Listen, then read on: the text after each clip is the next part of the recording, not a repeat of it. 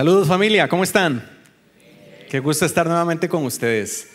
Quiero hacerles una pregunta. ¿Ustedes se han puesto a pensar cómo tendemos a imitar aquellas cosas que admiramos? Quizás una figura pública, puede ser algo en redes sociales que nos llamó la atención, un amigo, un familiar, un líder espiritual. Siempre tendemos a ubicar a eso que nosotros admiramos. Quizás por aquí, si me pongo a ver un poquito caras, alguna que otra que cocina por aquí está inspirada en Tía Florita, no sé, podría ser. O algunos ya tienen el toque de este chef turco que hace así la sal, ¿verdad? Si se ríen, saben de qué estoy hablando. Los que somos papás hemos visto a nuestros hijos querer ganarse ese dinero de Mr. Beast y de alguna forma buscamos algún modelo a seguir. Esto es muy habitual en nosotros. Yo recuerdo que chiquitillo lo que yo hacía era ver los Thundercats. Para algunos, esos eran como las series que teníamos de acción, que había que esperar el momento para ir a verlas. Pero yo tenía, ¿qué podía tener? 6 años, 7 años tal vez. Y me acuerdo que yo agarraba un palo y esa era mi espada de leono. Entonces yo hacía mis batallas. Y a la única que no le gustaba ese juego era mi hermana mayor. Porque cuando llegaban las amigas, adivine quiénes eran los malos de la serie. Las amigas. Y ahí iban los garrotazos, ¿verdad? Y esa manera de uno absorber la información y convertirla en una acción personal es lo que hoy vamos a conversar un poco. Porque ustedes saben muy bien que esto también en la música, en los espacios donde tenemos algunas de esas influencias, hemos logrado tomar peinados, vestuarios, formas de hablar. A ver, voy a hacer un escaneo, a ver cómo andan aquí con los looks de los artistas.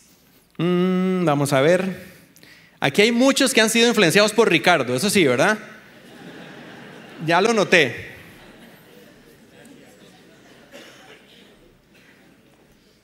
Y si vamos a un concierto, notamos a los fans que andan siempre vestidos como el artista impone la moda. Qué interesante esto, y por eso es que vamos a hablar de la prueba de las influencias. Déjeme contarle que esto no es casualidad, esto ha estado ya en un constante estudio por parte de la psicología. Y en 1977 el psicólogo Albert Bandura escribió un libro que habla sobre la teoría del aprendizaje social. Llama mucho la atención porque él menciona que nosotros aprendemos no solo por lo que vivimos directamente, sino también por lo que vemos en los demás. Y a esto lo llamó el efecto de modelado. Él descubrió que solemos observar cómo actúan otros, sobre todo si los consideramos admirables, y luego tendemos a repetir esos comportamientos. Pero aquí está el punto clave. Y lo voy a leer, dice: muchas veces, sin darnos cuenta, adoptamos actitudes o estilos de vida que reflejan quiénes somos. Y muchas veces negociamos lo que creemos por irnos hacia eso. Estamos rodeados de mucha información. Tenemos medios de comunicación tradicionales, digitales, redes sociales, influencers, figuras reconocidas. Todos queremos decir cómo vivir, cómo vestir, qué creer y qué valorar. Lo que pasa es que ante la situación tan convulsa que vive el mundo, nosotros no podemos dejar que cualquier situación o cualquier persona nos influencie, porque eso se va a convertir en la manera en la que nos moldeamos. El apóstol Pablo lo hizo ver en la segunda carta al joven Timoteo, capítulo 3, versos del 1 al 15. Y basado en esa referencia y otras que voy a compartirles, vamos a conocer qué pensaba Pablo sobre las influencias. Ubicamos entonces segunda de Timoteo, capítulo 3, verso de 1 en adelante, y voy a ir leyendo por acá para que podamos más o menos darnos una idea de su mensaje hacia Timoteo. Ahora bien, ten en cuenta que en los últimos días vendrán tiempos difíciles. La gente estará llena de egoísmo y avaricia. Serán jactanciosos, arrogantes, blasfemos, desobedientes a los padres, ingratos, impíos, insensibles, implacables, calumniadores, libertinos, despiadados, enemigos de todo lo bueno, traicioneros, impetuosos, vanidosos y más amigos del placer que de Dios. Aparentarán ser devotos, pero su conducta desmentirá el poder de la devoción. Con esa gente ni te metas.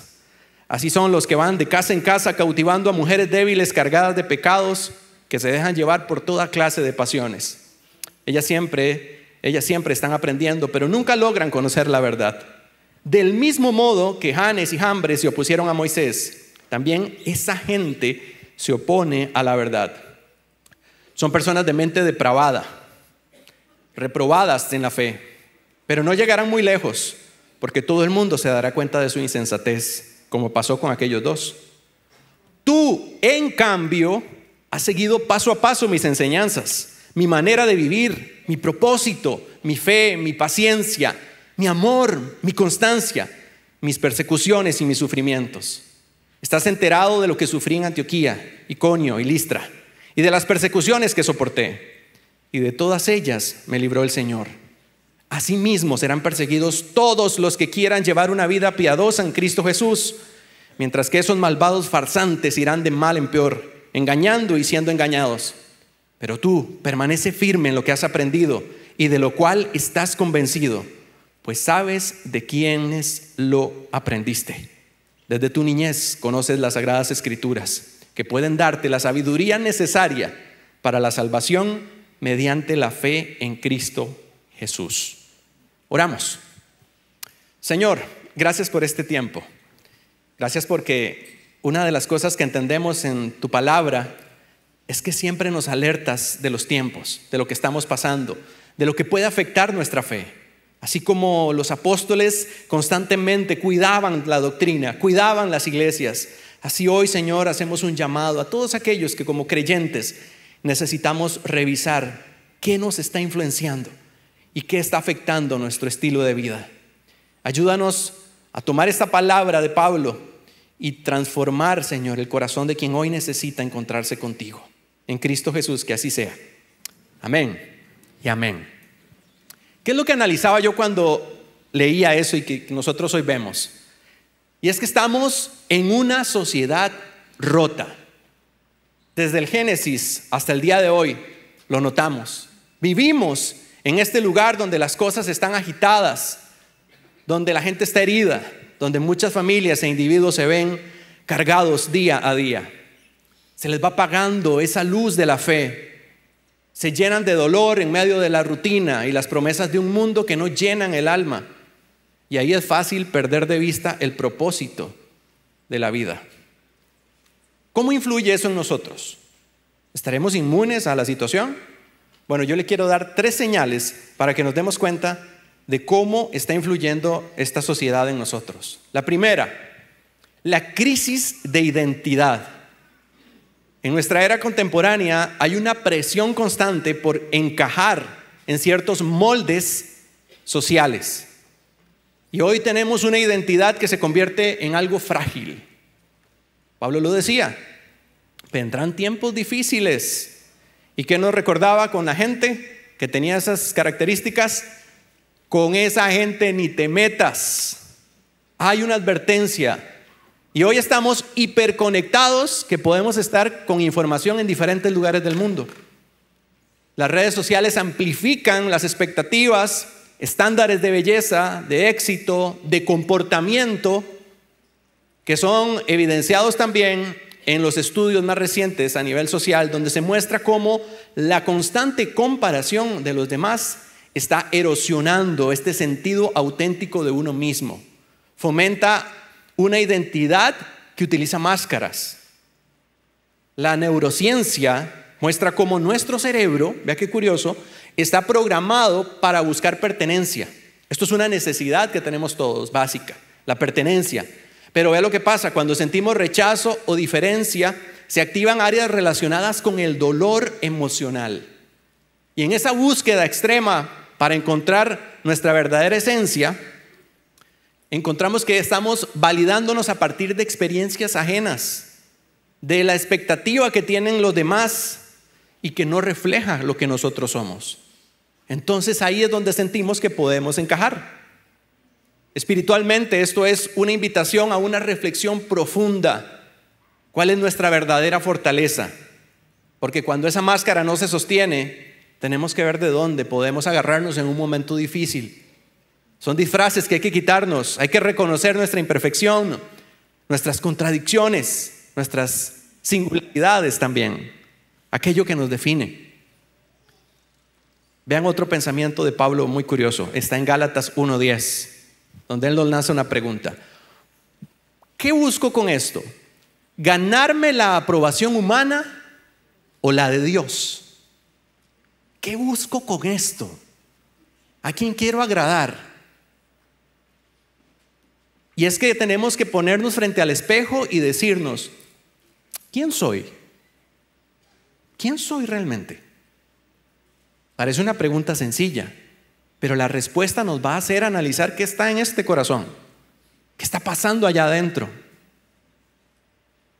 Puede ser que no tengamos la respuesta, porque estamos constantemente siendo empujados. Esto es una crisis de identidad colectiva, de comparación, de validación, de un miedo al rechazo, y tiene un alto costo. Vea cómo se mide hoy el éxito: por seguidores en redes sociales, por el dinero que se tiene, por la imagen que transmite, si tiene círculos sociales poderosos. Es una visión hueca, es un vacío existencial. La Organización Mundial de la Salud, en uno de los estudios que hizo sobre trastornos de la salud mental relacionados con ansiedad y depresión, mostró que en la última década ha aumentado un 25% los casos vinculados a conflictos internos de identidad y de pertenencia. Hay estadísticas, no estamos inventando nada. Es una crisis que no solo nos afecta como individuos, sino que afecta a las familias. ¿Y sabe por qué? Porque cuando no sabemos quiénes somos, no sabemos cómo amar a los demás. Y cuando no sabemos cómo amar, los vínculos se rompen. Los padres no logran conectar con sus hijos porque están atrapados en su lucha interna, resolviendo su situación. Las parejas se separan porque cada uno busca en el otro una identidad que no encuentra en sí mismo. Y las relaciones sin raíces profundas se vuelven desechables, porque un amor sin identidad se vuelve una simple transacción. Además, esta desconexión nos está desviando del propósito que cada uno tiene. En lugar de buscar sentido, buscamos aprobación. En lugar de contribuir, competimos. En lugar de ser, aparentamos. Nos volvemos extraños de nosotros mismos. Y así es como terminamos habitando vidas que no nos pertenecen. Es como si el alma estuviera encerrada en una estructura ajena, basada en marcas, ideologías, tendencias o expectativas sociales. Ahora, esto no tiene que ser una condena. Hay una invitación a volver a nuestro origen, a reconectarnos con lo esencial, con esa parte que tenemos en nuestro interior que va más allá de los filtros y los aplausos. Es recuperar el valor de la identidad que Dios ya nos dio y que nos hace auténticos, nos hace únicos. No hay otra huella digital como la suya, porque Dios sacó el tiempo para dedicarse a formarlo a usted y a mí en el vientre de nuestra madre. Se tomó su tiempo. Así que usted no es una copia. No hay nadie como usted. Puede ser que se parezcan algunos, pero no hay nadie como usted.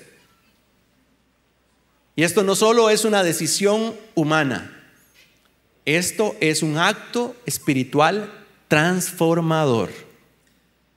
¿Cuál es la segunda señal de una sociedad rota?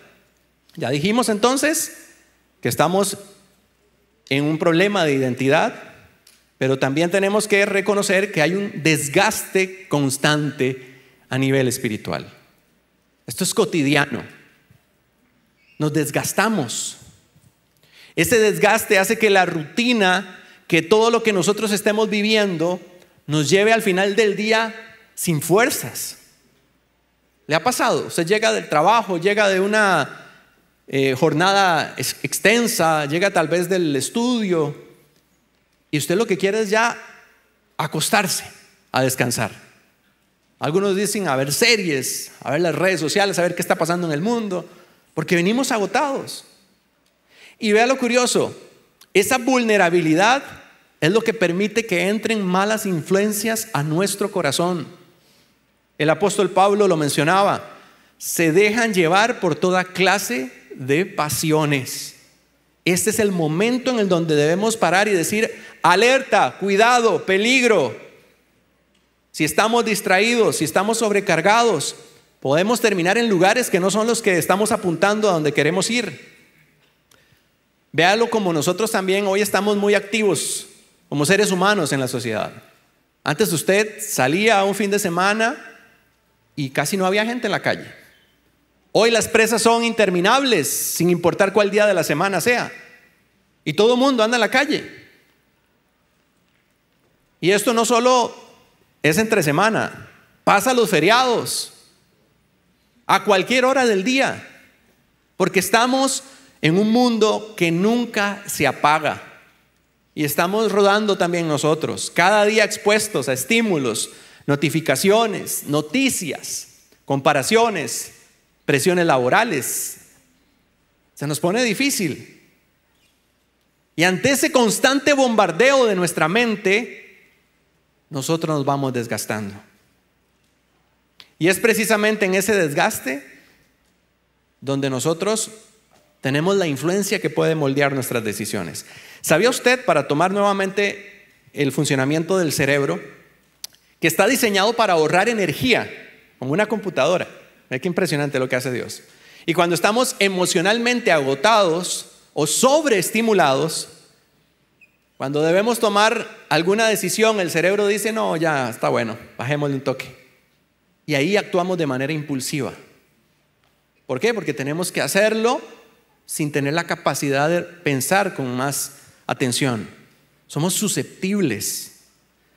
La Universidad de Stanford demostró que la fatiga mental reduce significativamente la corteza prefrontal, que estaba detrás de aquí de nuestra frente. Y la parte del cerebro es la que regula la empatía, el juicio y el autocontrol.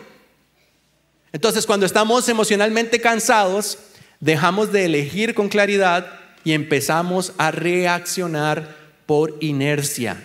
Es decir, activamos el piloto automático. Y es ahí donde todo influye más. ¿Con quiénes pasamos más tiempo? Póngase a hacer ahí un repaso de quiénes son las personas con las que usted pasa más tiempo. O póngase a pensar usted también en qué está usted consumiendo. Porque está ese viejo y conocido refrán, la sabiduría popular, que dice: dime con quién andas. En este tiempo podríamos decir: dime con quién andas, no solamente, sino dime qué consumes. Dime qué hablas y te diré quién eres. Porque todo eso nos moldea y nos influencia, a veces de manera silenciosa. Nuevamente, el pensamiento de Pablo, traigámoslo en este momento. En 1 Corintios 15:33. No se dejen engañar. Las malas compañías corrompen las buenas costumbres. Esto no es aislarse, es ser selectivo de cómo estamos, qué sentimos y a quién estamos abriéndole nuestro corazón. Porque es como un jardín. Así de romántico suena. Es como un jardín. Para los que son señoras de las plantas aquí y señores de las plantas, porque también nos gusta, sabemos que cuando estamos plantando un jardín, si no elegimos lo que sembramos o si lo descuidamos, de repente empiezan a nacer una que otra maleza. Me pasó, yo tengo un pedacito verde ahí en casa, que es donde tenemos nuestros ratitos de tener contacto con la naturaleza, y de repente tenía tantas cosas que hacer y no hice el jardín. Entonces pasaban las semanas y se me hizo ya el monte bien alto, que llama uno, ¿verdad? Pues escapa la perrita a dar la vuelta, se mete en ese charral, no nos dimos cuenta, y cuando llega con todas esas semillillas que se adhieren del zacate, de la maleza. Se veía verde. Y era lo que costó sacarlas. Entonces nos dimos cuenta que había que hacer algo. Y llegamos y vimos cómo ya la maleza estaba en medio de las plantas, del zacate que sí habíamos sembrado. Y ahora venía el proceso de sacar aquello, de empezar a extraer, pero no cortar, sino de raíz, porque había entrado la maleza. Si nosotros nos descuidamos, ese jardín desprotegido puede traer una semilla, un pensamiento que no es lo que queremos, una emoción que puede convertirse en tóxica, una influencia dañina que puede enraizarse sin que lo notemos. Y esto empieza a dañar nuestros principios, nuestros valores. Ahora, a mí me gusta ser muy honesto. Vivimos tiempos donde hoy más que nunca se habla de salud mental, pero es por lo que nos está llevando el mundo. Todos andamos muy estresados, muy carrereados, muy ansiosos. Y este tema no se aborda en la iglesia. Aquí, gracias a Dios, en Vida Abundante sí. Pero en otros lugares no se tocaban esos temas. Entonces veíamos a líderes, voluntarios, a familias desgastadas por no tomar su tiempo y trabajar en esas áreas que necesitaban apoyo. Dios guarde, usted dijera eso, usted estaba mal espiritualmente. Y eso le generaba a uno culpa. Pero hoy más que nunca toma sentido las palabras de Jesús cuando decía: vengan a mí aquellos que estén cansados y agobiados, porque yo les daré descanso. Es una promesa maravillosa. Vengan a mí todos aquellos que estén cansados y cargados, todos aquellos que tengan algo que los esté inquietando. Y descansar en Jesús no significa evadir la vida, significa encontrar tu lugar para volver a lo esencial. No importa cuán rota esté tu fe, cuán confundido estés o lo que hayas hecho. Él no exige perfección, solo honestidad de un corazón abierto. El verdadero descanso no es solamente dormir, es darle a Él el espacio para que nos brinde su descanso. La tercera señal de una sociedad rota es la oposición. Oposición. Qué fuerte esa palabra, porque hoy lidiamos con una cultura que está hostil contra la fe. Nos enfrentamos a enseñanzas o creencias que son contrarias a nuestros principios. Porque Timoteo recibía la advertencia de su mentor: asimismo serán perseguidos todos los que quieran llevar una vida piadosa en Cristo Jesús. En ese momento la iglesia estaba siendo perseguida literalmente por un imperio romano, por una religión judía que los veía como heréticos, y para ellos era muy difícil salir como usted y yo y decir: ahora somos cristianos. Ellos sabían que les podía costar la vida, y estas palabras eran una indicación para que Timoteo se preparara. Requería una espiritualidad profunda, llena de disciplina, para poder superar esos obstáculos con convicciones éticas, con valores contra cultura.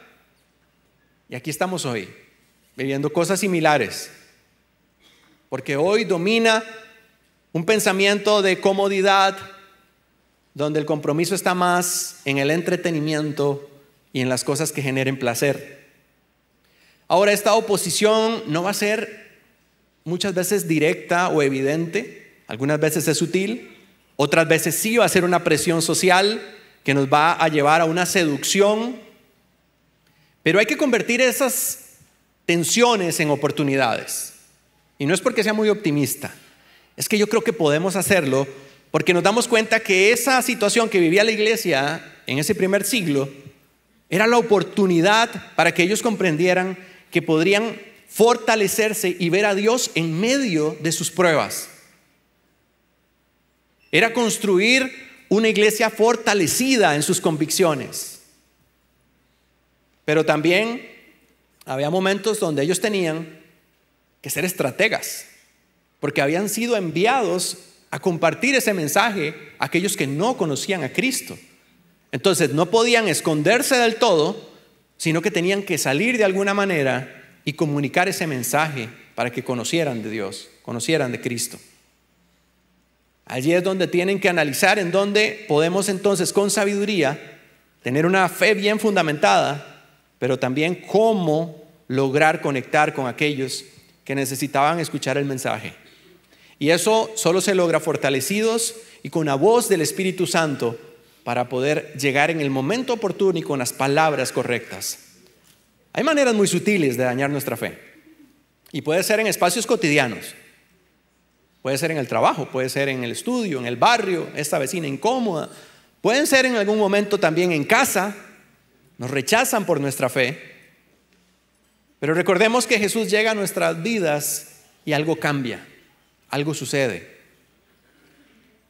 Y esto ocurre a partir de nuestra decisión por Cristo. De ahí que la oposición y el ataque de las tinieblas lo que busca es dañarnos el corazón para que esa voluntad por la cual decidimos hacia Cristo ahora retroceda al ser doblegada. Al decirnos, no vale la pena, no lo siga intentando. ¿Para qué? Y empezamos a echar para atrás todo lo que avanzamos. Esa es la trampa.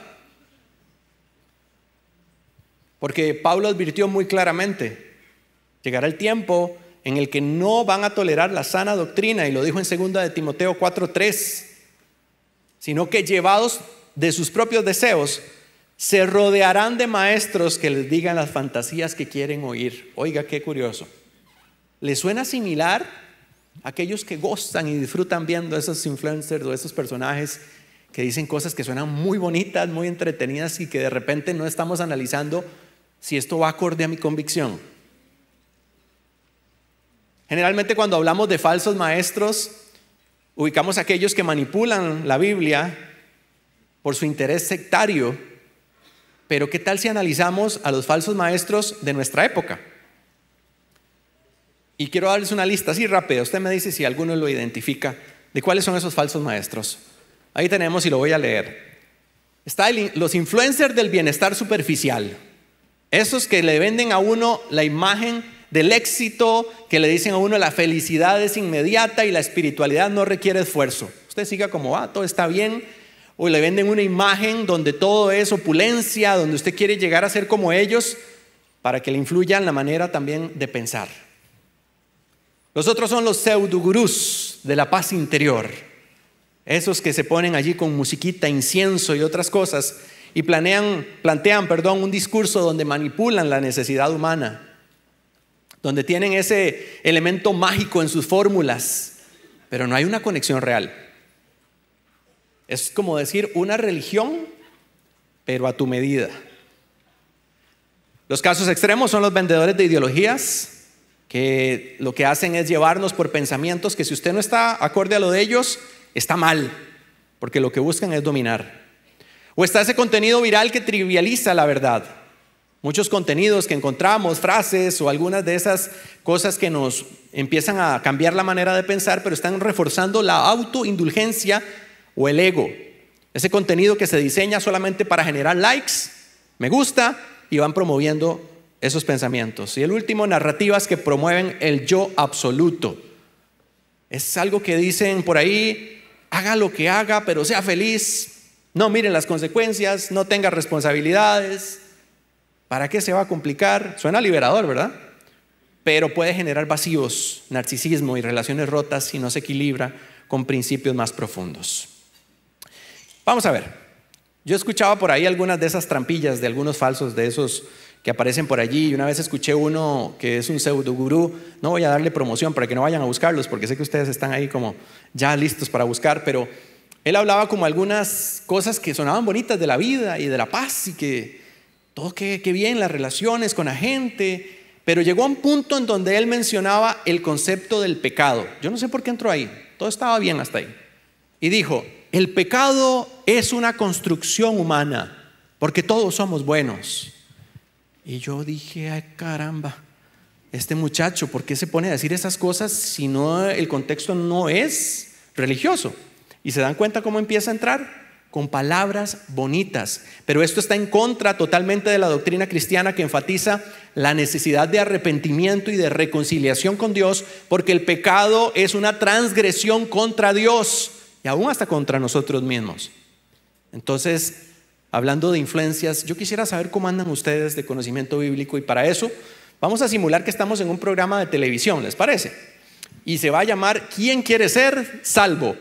¿Ok?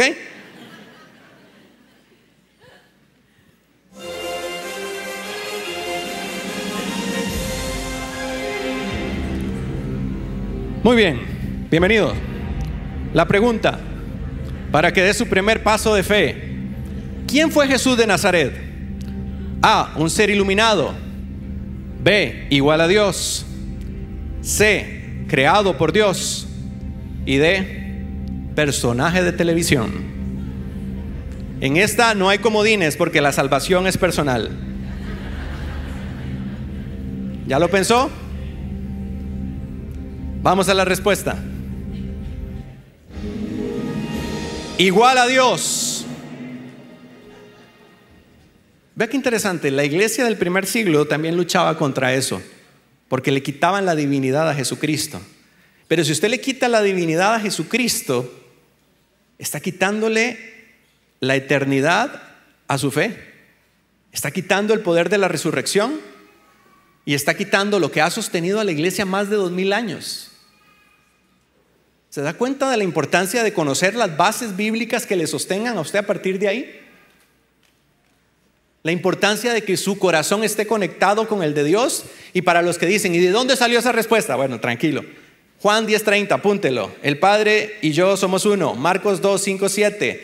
Al ver la fe de ellos, Jesús le dijo, tus pecados son perdonados, solo Dios puede perdonar. Filipenses 2:6, el cual siendo en forma de Dios, no estimó el ser igual a Dios como cosa a que aferrarse. Déjeselo ahí para que luego lo pueda utilizar en algún momento dentro de su fe.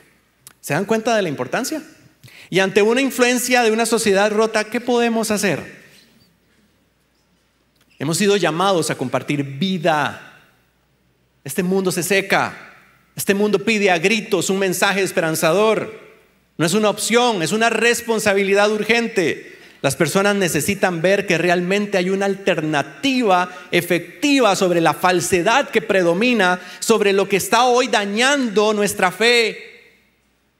Y muchas personas se pierden. Y para compartir de manera efectiva esta vida que estamos hablando, les voy a dar 3 herramientas practiquísimas. La primera de ellas es la integridad.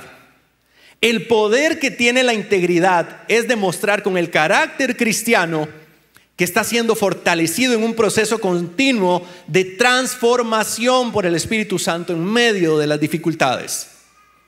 Timoteo recibió esas palabras de Pablo. Tú, en cambio, has seguido paso a paso mis enseñanzas, mi manera de vivir, mi propósito, mi fe, mi paciencia, mi amor, mi constancia, mis persecuciones y mis sufrimientos. ¿Por qué Pablo resalta su modelaje?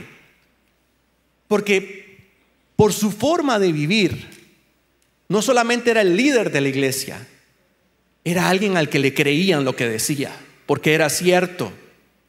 Y lo demostró con sus acciones. Mantener la integridad no es fácil, todos lo sabemos, especialmente cuando está en juego nuestra comodidad, nuestra aceptación o nuestra seguridad. Pero es ahí en esos momentos cuando nadie nos ve que no podemos justificar el atajo. Ahí es donde demostramos el verdadero valor de la integridad. Hay un excongresista de Estados Unidos, recientemente salió la noticia de George Santos, que usted lo ve allí. Él fue sentenciado a 7 años de prisión por fraude electrónico y robo de identidad agravado. Y fue en un momento en donde él era congresista. Tuvieron que expulsarlo porque él no quería renunciar. Y él es un joven de 36 años, diría yo. Todavía no está tan grande como nosotros. Se declaró culpable de los cargos federales en un tribunal de Nueva York en el 2024. ¿Y sabe qué fue lo que hizo? Nada más, ahí para mencionarle algo. Lavó fondos de campaña para pagar sus gastos personales. Solicitó ilegalmente beneficios de desempleado en la pandemia cuando ya tenía empleo. Mintió a la Comisión Federal Electoral. Los fiscales dijeron que cargó más de $44,000 a su campaña durante un periodo de meses utilizando tarjetas de crédito pertenecientes a los contribuyentes, quienes no sabían que estaban siendo defraudados. Y su caída comenzó después de que el New York Times publicara en el 2022 una investigación que revelaba que él había mentido en su currículum vitae. Y esto no es para señalar, porque de hecho yo me fui a fijar en el currículum a ver qué había puesto yo también, porque dije, qué feo eso.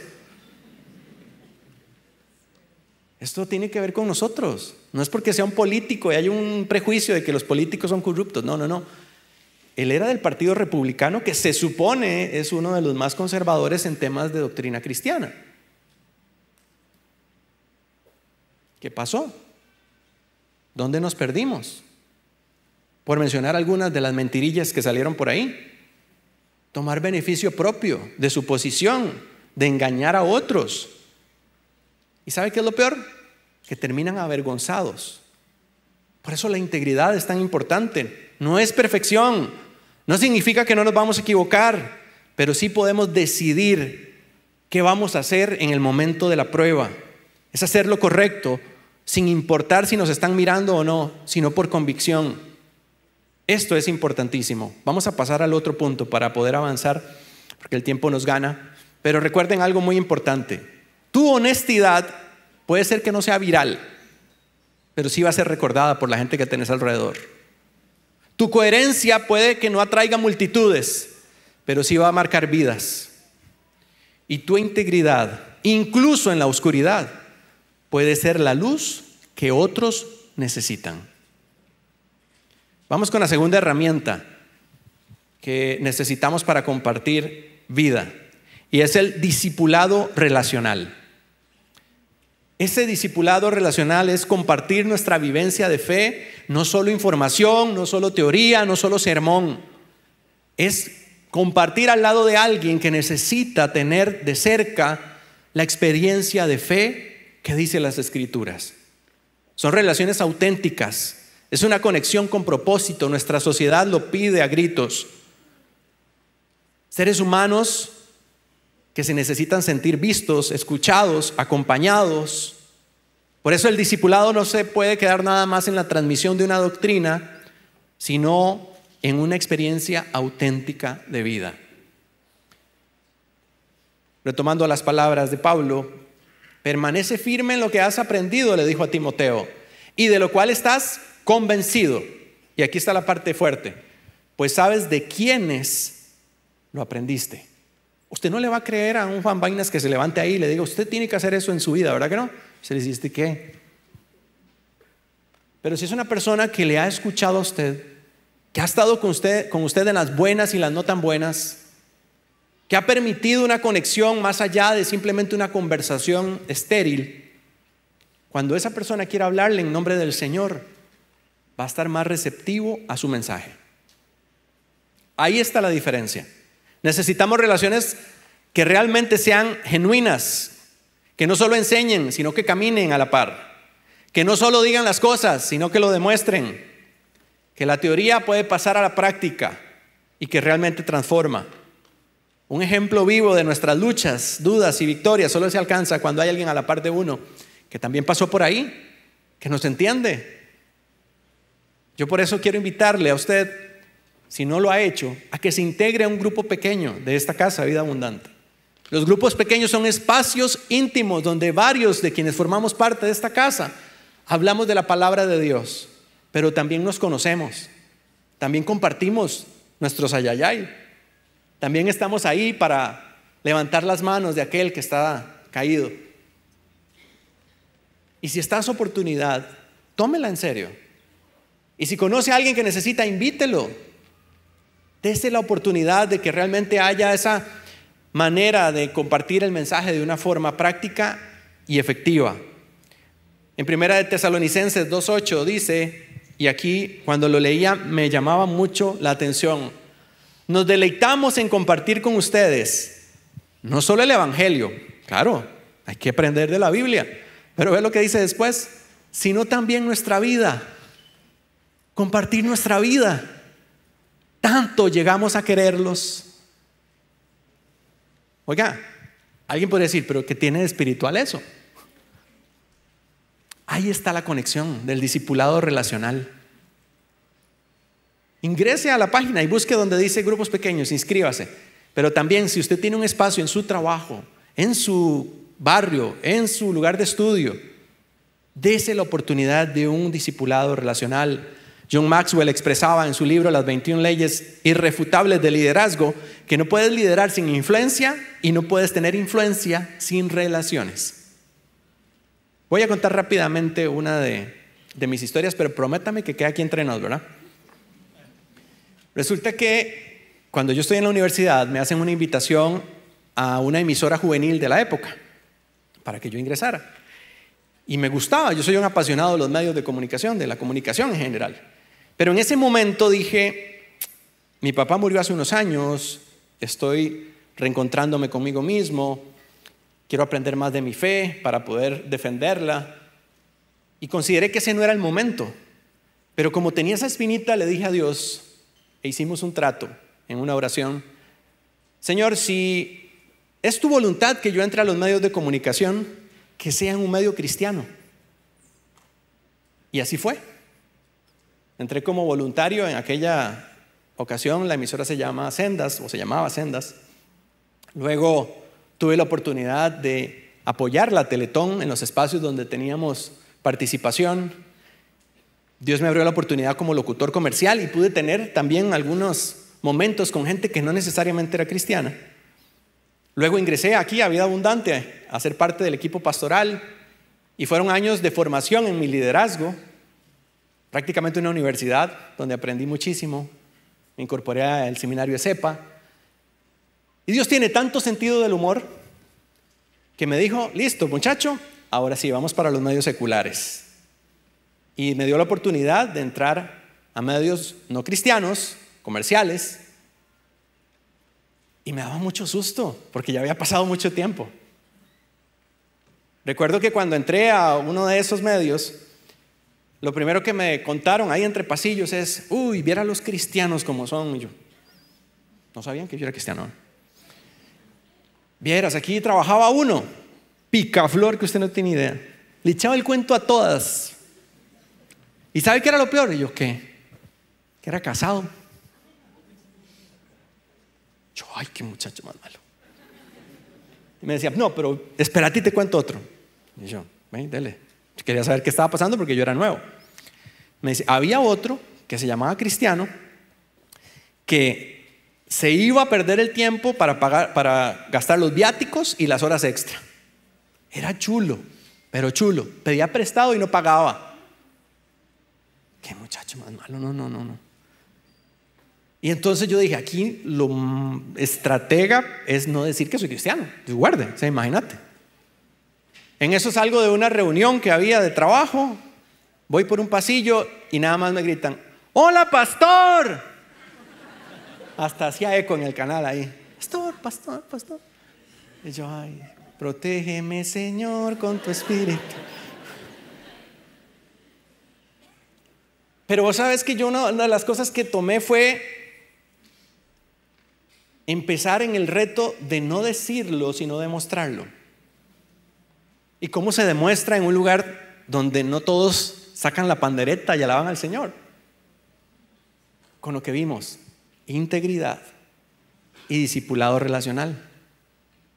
La única forma en la que usted puede convencer a una persona de que lo que usted dice profesar es cierto. Porque usted puede llegar y decir, soy cristiano, asisto a todas las reuniones de la iglesia, pero si su vida no lo refleja, está dejando el nombre del Señor por el piso.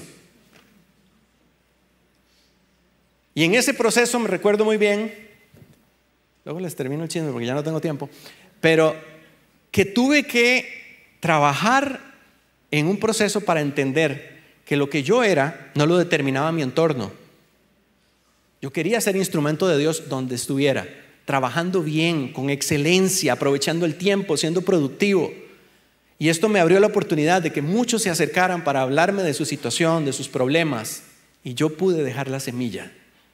Quizás algunos siguieron su vida igual, pero allí quedó la semilla que dice la Escritura, que uno es el que siembra, otro es el que riega, y Dios es el que da la cosecha. Así que lo que usted tenga que hacer, hágalo donde esté. Apóyenlo, quería aplaudir, no sean así.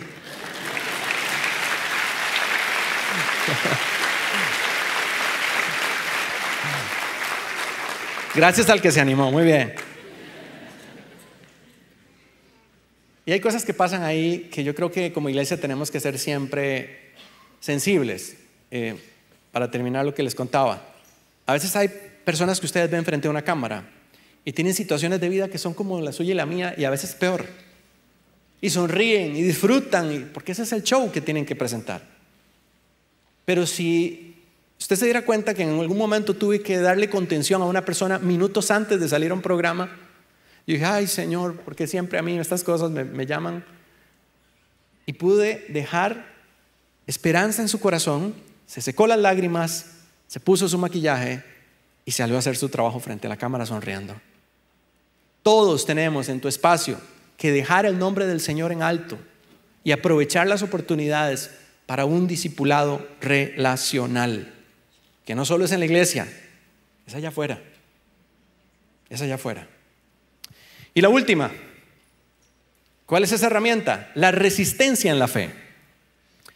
Permanecer en la fe. Ser constantes en lo que aprendimos. Imagínese esa planta sembrada al aire libre, no en una maceta donde usted la puede cuidar, sino allá donde enfrenta lluvia, calor, estaciones secas. Necesita tener raíces profundas para sobrevivir, para encontrar su fuente de agua, su fuente de nutrientes y así realmente surgir. Así es como nosotros también ilustramos la fe verdadera, que no se cultiva solo en los momentos tranquilos, sino en los momentos complejos, en los momentos de dolor, en los momentos donde hay que trabajar fuerte para que nuestra fe nos sostenga.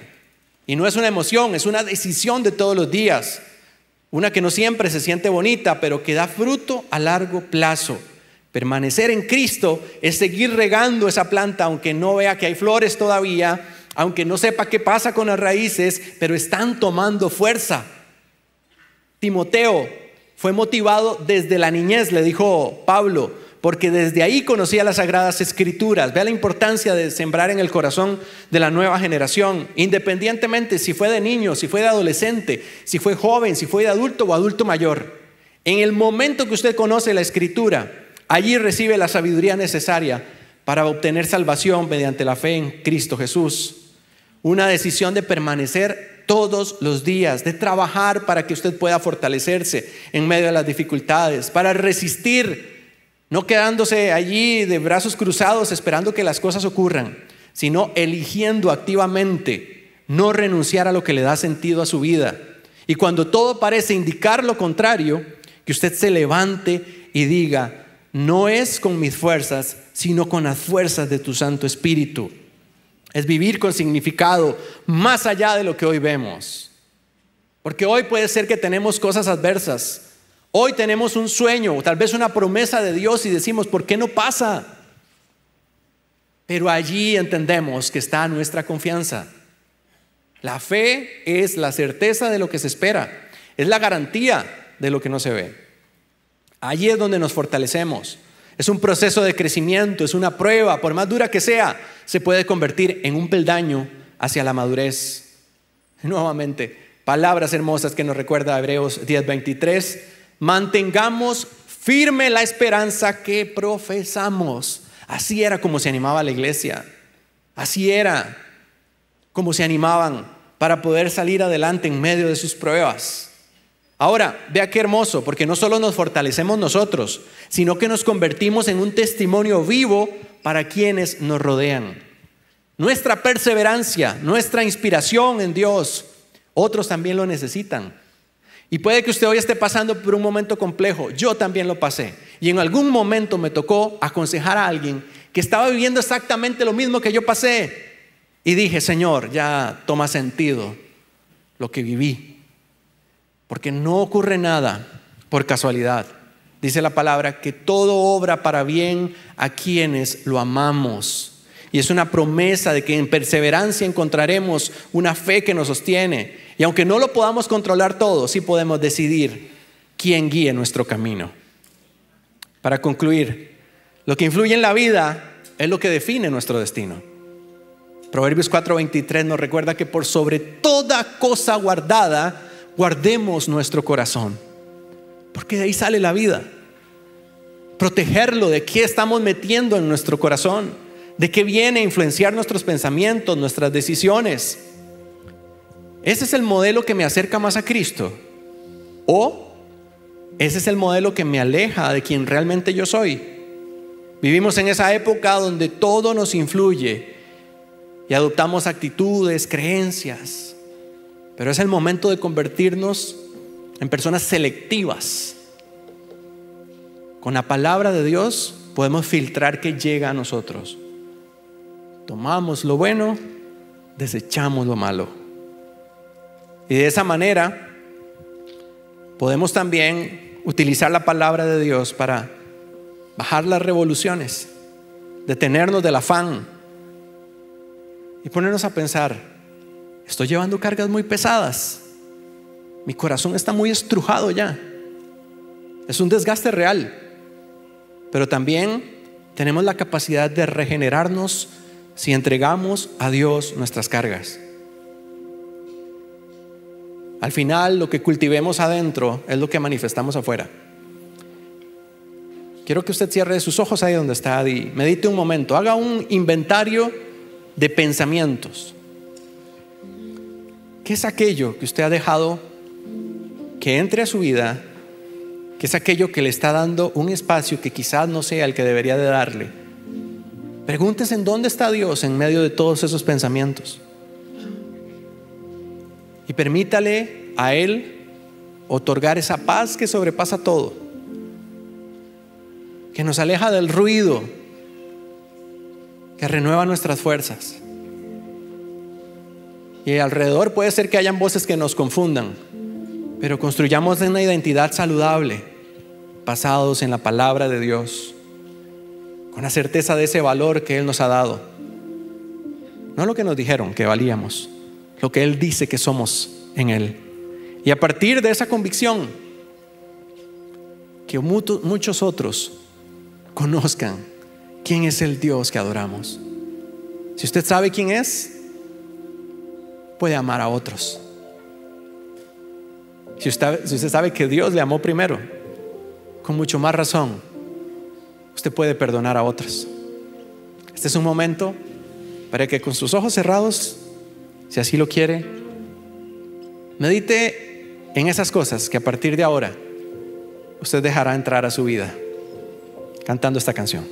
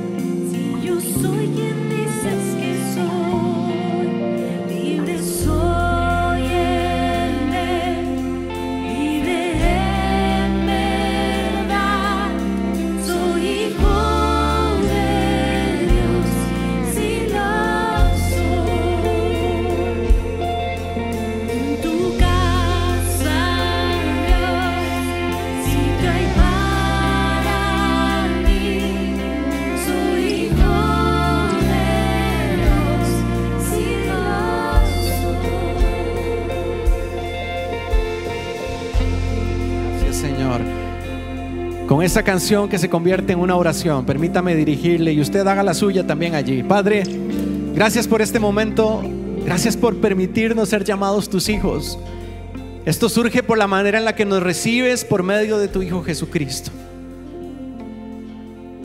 De esa manera nos amaste.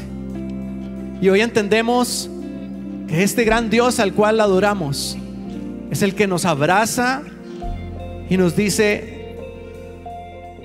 te amo a pesar de lo que estás viviendo. Quiero que sepas que no te he dejado sola, no te he dejado solo. pero necesito que vuelvas tu mirada a mí. Así como ese Pedro que en una barca turbulenta quiere acercarse a ti, Señor, pero no sabe qué hacer. De repente nos toca, Señor, tomar decisiones. Permítenos, impúlsanos, llámanos, y que ese poderoso milagro de caminar sobre las aguas sea muy representativo, que podamos caminar sobre nuestra situación adversa, que podamos caminar sobre ese imposible, que podamos ver tu mano, Señor, sosteniéndonos, y que a pesar de nosotros, Señor, nos llene de tu gracia y de tu favor. El mundo lo necesita, Señor. Que se enciendan las señales de alerta cuando estemos haciendo algo que nos aleje de tu integridad, que nos aleje de tu carácter, que nos aleje, Señor, de lo que fuimos llamados. Danos las formas, Señor, para llegar a esas personas que necesitan también, por medio nuestro, recibir ese mensaje que les recuerda que hay un Dios transformador, que así como lo hizo con nosotros, lo hará con ellos. Y que no se nos olvide la compasión, porque a pesar de lo que hicimos, tú nos recibes. ¿Quiénes somos nosotros para escoger quiénes vienen a tu presencia y quiénes no? ¿Quiénes somos nosotros para voltear a ver a otros bajo el hombro y decir, este no se lo merece, este es menos que yo? Que no se nos olvide nunca por qué estamos aquí, Dios, y que el propósito eterno por el cual hemos sido llamados se cumpla en la vida de cada uno de nosotros. Guarda a nuestras familias de los ataques que hoy reciben. Que no descuidemos a nuestros niños, a nuestros hijos, a la nueva generación, a quienes tenemos a cargo. Y llénanos, Señor, como iglesia, de los recursos, las herramientas y de la fortaleza para salir allá afuera, Señor, y enfrentarse a este mundo cada vez más hostil. Pero sabemos que si tú vas delante de nosotros, caerán muchos y no habrá obstáculo que te detenga, Señor. En el nombre de Jesús, que así sea. Amén y amén.